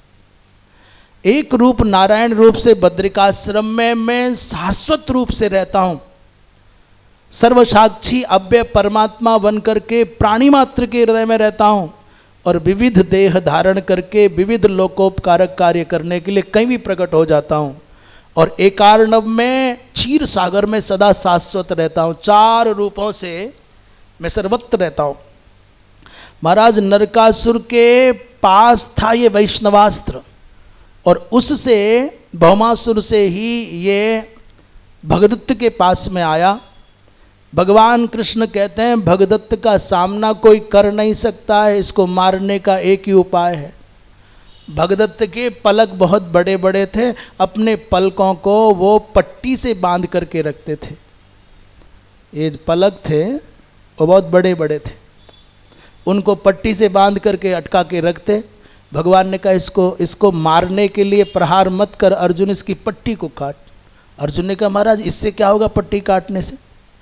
बोलो, जो माथे पर पट्टी है ना लाल, इसको काट दे। मेरी बात मान, झंझट मत कर। अर्जुन ने भगवान कृष्ण की बात मानी। छिन्न माने अंशुके तस्मिन रुद्ध नेत्रो बभूवसः। और जैसी पट्टी कटी तो दोनों पलक गिर गए, पर बहुत प्रयास करता रहा परंतु पलक उठे ही नहीं। प्रयत्न करता रहा, कैसे देखें, इतने बड़े पलक थे। उसी समय भगदत्त को भगवान कृष्ण की आज्ञा मान करके अर्जुन ने यमराज के घर में भेज दिया। वृंदावन बिहारी लाल की। महाराज एक और यात्रा हुई सात्विकी के साथ में। युद्ध हो रहा था कर्ण का। धृष्टद्युम्न ने बृहच्छत्र को मारा, सात्विकी ने कर्ण का धनुष काटा, और एक गजब का काम हुआ। सात्विकी के प्रहार से पीड़ित होकर के अपनी जान बचा करके कर्ण भाग गया। फिर कर्ण भाग गया। आज कर्ण मेवाभ्य धावंत त्रास्यमानाः प्रहारिणः। युद्ध समाप्त हो गया। अगले दिन इन 13वें दिन में इन कौरवों ने बाबा आचार्य द्रोण पर इतना दबाव बनाया, कुछ करो, तो उन्होंने चक्रव्यूह का निर्माण कर दिया। और आज भी संसप्तकों ने अर्जुन को ललकारा, आ जाओ, तुम में ताकत है तो हमसे लड़ो। और षड्यंत्र था, केवल योजना थी अर्जुन को द्रोणाचार्य से दूर रखने की। और किसी भी प्रकार एक भी पांडव यदि मारा जाएगा तो हमारी विजय हो जाएगी। संजय कहते हैं महाराज दुर्योधन अपनी पराजय भगदत्त की मृत्यु से बड़ा बेचैन और द्रोणाचार्य पर आक्षेप लगाता है अपने शिष्यों को, आप मारना नहीं चाहते। द्रोणाचार्य ने चक्रव्यूह बनाया और समस्या ये हुई कि अर्जुन तो दूसरे मोर्चे पर लड़ने गए, पांडवों के पक्ष में एक भी योद्धा ऐसा नहीं जो चक्रव्यूह का भेदन करना जानता हो। विचार हुआ, विचार विमर्श करते करते अंत में निष्कर्ष निकला कि भाई केवल कौन तोड़ सकता है इसको। बोले इस चक्रव्यूह को भेदन करने की सामर्थ्य तो केवल कृष्ण में, प्रद्युम्न में, अभिमन्यु में और अर्जुन में। 4 लोग केवल चक्रव्यूह का भेदन करना जानते थे, भगवान कृष्ण, दूसरे अर्जुन, तीसरे प्रद्युम्न और चौथे अभिमन्यु। पर अभिमन्यु की अवस्था तो केवल 16 साल है, वो कैसे जान सकते हैं? इस विद्या को जानने के लिए न्यूनातिन्यून अवस्था आवश्यक है 21 वर्ष। इस विद्या को सात्यकी भी नहीं जानते, पर अभिमन्यु कैसे जानते हैं ये प्रसंग यहाँ नहीं है, परंतु अवान्तर प्रकरणों से सुनने में आता है और लोकश्रुति है कि जब अर्जुन ने आचार्य द्रोण से चक्रव्यूह का भेदन सीखा था, उस दिन सीख करके आए तो बड़े प्रसन्न थे। सुभद्रा ने पूछा कि क्या बात है, आज तो बहुत खुश नजर आ रहे हो। उन्होंने कहा देवी आज मैंने वो सीखा है जो दुनिया में बहुत कम लोगों को आता है। उस समय अभिमन्यु माँ के गर्भ में था। सुभद्रा ने उत्सुकता पूर्वक पूछा तो बताते चले गए तो रुचि का विषय था नहीं। 6 दरवाजे तोड़ते समय तक तो ठीक था, 7वें द्वार को तोड़ने का नंबर आ गया तो मैया सो गई, और मैया सो गई तो बिजली चली गई, माइक बंद हो गया। भाई बिजली जाती है तो लाइट कहाँ रह जाती है। मैया सोई तो लाला सो गए। अभिमन्यु ने कहा पिताजी, धर्मराज बड़े उदास थे, क्या करें, तुम्हारे पिता नहीं है बेटा। उन्होंने कहा पिताजी चिंता मत करो, मैं हूं ना। मैं नहीं, मेरे पिता नहीं तो मैं तो हूं। जेच कृष्णे गुणा स्फीताः पांडवेषु च ये गुणाः अभिमन्यौ और किलैकस्था दृश्यन्ते गुण संचयाः। महाराज संजय कहते हैं राजन, पांडवों में, 5 पांडवों में जो गुण हैं और भगवान कृष्ण में जो गुण हैं वो सारे के सारे अकेले अर्जुन इस अभिमन्यु में दिखते हैं। ये है तो बालक 16 वर्ष का, परंतु बड़ा विलक्षण है। जब अभिमन्यु ने प्रतिज्ञा कर ली कि मैं नाहम पार्थेन जातस्याम और न च जातः सुभद्रया और यदि न संयोगे कश्चित जीवितो नाद्य मुच्यते, उस अभिमन्यु ने कहा बड़े पिताजी चिंता मत करो, यदि मैं चक्रव्यूह का भेदन न कर सका तो मैं अर्जुन का पुत्र नहीं, मैं माता सुभद्रा का पुत्र नहीं। जाओ मैं प्रतिज्ञा करता हूँ कि मेरे रहते पांडवों की पराजय नहीं होगी। बड़े पिताजी से कहा पिताजी मैं हूँ तो आपको मेरे पिता का अभाव नहीं खटकने दूंगा। अभिमन्यु ने कहा कि आप निश्चिंत रहो। और उतने समय जब ये बात चलती थी, सात्यकी और भीम ने कहा कि चिंता मत कर लाला, 7वें दरवाजे पर हम तेरे संग खड़े रहेंगे, मैं मेरी गदा के प्रहार से ये कर दूंगा वो कर दूंगा। पर हुआ गजब, ये चक्रव्यूह में अभिमन्यु ने तो चुटकी बजाते प्रवेश कर लिया। पर जो बाकी शेष बड़े बड़े सैनिक थे, भीम हो चाहे सात्यकी हो चाहे कोई और हो, उस मोर्चे पर खड़ा था जयद्रथ। और जयद्रथ के कारण कोई और दूसरा योद्धा उस चक्रव्यूह के चक्र में प्रवेश ही नहीं कर सका, अभिमन्यु अकेला रह गया। इस जयद्रथ ने पांडवों से द्रौपदी हरण के बाद अपमानित होने पर भगवान शंकर की आराधना करके पांडवों पर विजय प्राप्त करने का वरदान मांगा था। भगवान शंकर ने कहा केवल एक दिन, वो भी अर्जुन को छोड़ करके 4 पांडवों पर तू भारी पड़ेगा। वो दिन आज आ गया। अभिमन्यु उस भयंकर षड्यंत्र का शिकार हो गया जिसकी किसी ने कल्पना नहीं की थी। परंतु द्रोणस्य मिशतो व्यूहम भित्वा प्राविशद अर्जुनी, लोग देखते के देखते रह गए, परंतु अभिमन्यु ने एक पल में द्रोणाचार्य के चक्र को छिन्न भिन्न कर दिया। महाराज जब अंदर प्रवेश कर रहे थे तो अभिमन्यु तो निर्भीक सिंह के जैसा है, उसने बड़े बड़े विशाल विशाल गजराजों की कभी चिंता नहीं की। कायर की भांति बात न कर जीवन को होम मुझे करना, पर अनीति पथिकों को पहले हत्वा मुक्त विचरना। कब सोचा सिंह अकेला है, गीदड़ तो लाखों सम्मुख हैं, और कब बोली आग लघु हूँ मैं, बन गीला है बहु दुख है।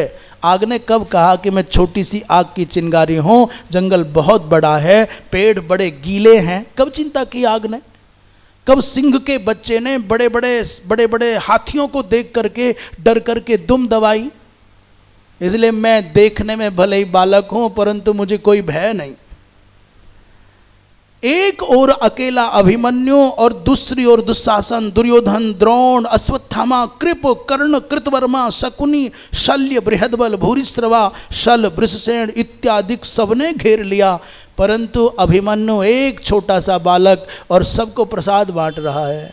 घूम घूम करके किसी का रथ काटता है, किसी की ध्वजा काटता है, किसी का धनुष काटता है, किसी की गर्दन काटता है, कोई पीठ दिखा करके भागता है। सारे भागे।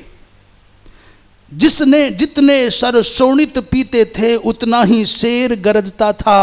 आंखों से आग बरसती थी, बाणों से आंखों से उतना ही शेर गरजता था। आंखों से आग बरसती थी, बाणों से वीर तरजता था। द्रोण, शल्य, कृप, कर्ण तलक भी सम्मुख टिक नहीं पाते हैं, और ज्यों भानों के आगे तारे होकर भी छिप जाते हैं। जैसे सूर्य के सामने तारे होने पर भी दिखते नहीं हैं, वैसे ये कौरव पक्षी वीर थे तो, पर अभिमन्यु रूपी सूर्य के सामने इनका कोई अस्तित्व नहीं दिख रहा है। वृंदावन बिहारी लाल की। द्रोण ने कहा भाई अभिमन्यु चाहे ना तो अकेला कौरवों की सेना का संहार कर सकता है, मैं इसके समान युद्ध में किसी और को नहीं देखता, ये अकेला पर्याप्त है। दुर्योधन ने कहा आचार्यवर झूठी प्रशंसा करके इस बालक को इतना मत बढ़ाओ, परंतु द्रोणाचार्य बोले अर्जुनस्य सुतम त्वेषा, ये अर्जुन का पुत्र है। अभिमन्यु ने क्रोध करके दुशासन को अचेत किया, कर्ण भी हार करके पीछे हट गया, और आज कर्ण अब तक तो अभिमन्यु के पिता के सामने से ही भागा था, आज तो कर्ण अभिमन्यु के सामने से भागा। कर्णस्तु बहुभिर बाणैहि अर्ध्यमानो भिमन्युना, और अपायात् जवने रस्वैहि ततो नीकमभज्यत। कर्ण फिर भाग गया। कर्ण की शूरता में, वीरता में, उनकी उदारता में कोई कमी दिखती नहीं, पर एक दुर्बलता है, युद्ध के क्षेत्र में पीठ दिखा करके भागते उनको देर नहीं लगती। बहुत लोग होते हैं उनकी बड़ी विशेषता है, परंतु जब युद्ध का मैदान आए तभी उनको लघु शंका लगती है, आवश्यकता पड़े तभी परेशान हो जाते हैं। क्या कहते हैं, शिकार के टाइम पर कई लोग हैं ऐसे, आपके आसपास भी रहते हैं, जब आपकी आवश्यकता सबसे अधिक होगी ना तभी उनको कुछ ना कुछ संसार का चक्र याद आएगा। नहीं मैं चाहता तो बहुत कुछ कर देता, मैं तो ऐसा कर दूं, परंतु क्या? बोले कुछ नहीं। कुछ होता है ढपोर शंख बोलते हैं उनको, ढपोर शंख। बोले कोटिन दास्यामी, कोटि लक्षम सहस्रम अमुक अमुक प्रदेव। बोले मैं तो बजने वाला हूं, मेरा तो काम ही बजना है। धृतराष्ट्र कहते हैं भाई अभिमन्यु अकेला क्यों लड़ रहा है, शेष पांडव कहाँ गए? संजय ने कहा महाराज वो कारण मैंने पहले बता दिया। भगवान शंकर की कृपा से आज जयद्रथ ने समग्र पांडवों को रोक के रखा है, परंतु अभिमन्यु अकेला सबको खदेड़ रहा है। कर्ण ने कहा आचार्य इसको अकेले लड़ करके जीतना संभव नहीं, मैं मार खा करके कैसे टिकाऊं मैं जानता हूं, इसलिए मिल करके लड़ो। तो भैया महाराज उस समय जयद्रथ, धृष्टद्युम्न इत्यादि सब आए और कोई टिकता नहीं था। अभिमन्यु अकेला पूरे कौरव सैन्य सिंधु का मंथन कर रहा है। इस अभिमन्यु को बृहद्बल ने, कृतवर्मा ने, अश्वत्थामा ने, द्रोण, कृप और कर्ण 6 ने घेरा है। शत्रु प्रहार अगणित होते पर पार्थ पुत्र गहते हैं। और जैसे वर्षा की बूंदों को बादल चुप ही सहते हैं, कर्ण द्रोण कृप कृतवर्मा फूलों की वर्षा करते, फिर भी सबको धूल चटा बालक वीर हंसा करते। महाराज जब सब लोगों ने मिल करके इस अभिमन्यु पर प्रहार किया, इसका रथ तोड़ा, घोड़े मारे, सारथी मारा, धनुष काट दिया, खड्ग लेकर के कूदा तो वो भी काट दिया। द्रोणाचार्य ने खड्ग काटी है, कर्ण ने धनुष काटा, ढाल काटी, कृतवर्मा ने घोड़े मार दिए, कृपाचार्य ने पार्श्व रक्षक मारे, और अश्वत्थामा बृहद्बल सब मिल करके प्रहार करते हैं। तो वो लेकर के टूटे हुए रथ का एक पहिया और एकदम दौड़ दौड़ करके सबको रथ के पहिए से मार रहा है। वहाँ की छवि कहते हैं विष्णोः स्वसु नंदकरः और सविष्णा युद्धभूषणः और राजा तीरथ संख्ये जनार्दन इवापरः। मानो अभिमन्यु नहीं, चक्रधारी भगवान विष्णु ही आज युद्ध के क्षेत्र में कृष्ण भगनी सुभद्रा को आनंदित करने वाला, कृष्ण के समान ही चक्रधारी, अद्वितीय द्वितीय कृष्ण के समान ही अतिरथि वीर अभिमन्यु इस युद्ध क्षेत्र में शोभा पा रहा है। 16 वर्ष का, चंद्रमा के समान खिला हुआ मुख कमल और हाथ में रथ का पहिया लेकर के उन दुरात्मा दुष्टों के बीच में अकेला प्रहार सहता है। उसके चक्र को भी काट दिया। इत्रेषाम तो वीराणाम नेत्रेभ्यः प्रापत जलम। और जब अभिमन्यु पर प्रहार अचेत होकर के गिर गया था, उठना चाहता था, उसी समय दुशासन के पुत्र ने सिर पर गदा का प्रहार किया तो फिर लेट गया तो लेट गया, फिर न उठ पाया। जो मध्यस्थ लोग थे, निष्पक्ष लोग थे, उनकी आंखें नम हो गई। इन बड़े बड़े महारथियों ने अकेले वीर बालक को मारा है। पांडवों के श्वास अटक गए। कौरव कुछ हंस करके खुश तो हुए, कुछ नाचे तो सही, परंतु ग्लानि अंदर है, हमने इतने बड़े बड़े लोगों ने एक बालक को मारा है। आज के युद्ध में अभिमन्यु ने लगभग शल्य का भाई मारा, अश्मक पुत्र मारा, कर्ण के भाई मारा, बसातीय मारा, सत्यश्रवा, रुक्मरथ का मित्र मंडल भी मारा, दुर्योधन के पुत्र लक्ष्मण को मारा, क्राथ पुत्र को मारा, बृहद्बल को मारा, कर्ण के 6 सचिव मारे, अश्वकेतु मगधराज का पुत्र मारा, शल्य के पार्श्व रक्षक मारे, शत्रुंजय, चंद्रकेतु, मेघवेग और सुवर्चा, सूर्यपास, अश्वत्थामा के सुपार्श और काली के अनेकों रथ, अनेकों रथी, अनेकों सारथी, न जाने कितने कितने योद्धाओं को इस बालक ने अकेले ने मारा। आकाशवाणी ने घोषणा की, कौरवों तुमने पाप किया है। आज आपने, आकाशवाणी ने कहा कि ये पाप हुआ है, अधर्म हुआ है। द्रोण कर्ण प्रवृत्ति महारथी एक बालक को घेर करके मार रहे हैं। युधिष्ठिर बड़ा विलाप करते हैं, आज मैं अर्जुन से आंख नहीं मिला पाऊंगा, मैंने हमारा हृदय का टुकड़ा खो दिया है, सुभद्रा को क्या उत्तर दूंगा। उसी समय वेदव्यास जी महाराज आए और उन्होंने मृत्यु की नित्यता का उपदेश दिया है। वत्स, जो संसार में आया है उसको तो जाना ही पड़ता है। मृत्यु की नित्यता का उपदेश देने के लिए वेदव्यास जी महाराज आए हैं। शेष चर्चा अब भगवत कृपा से कल होगी। आज यही वक्तव्य को विराम। वृंदावन विहारी लाल की हर हर। श्रीमन्नारायण नारायण नारायण।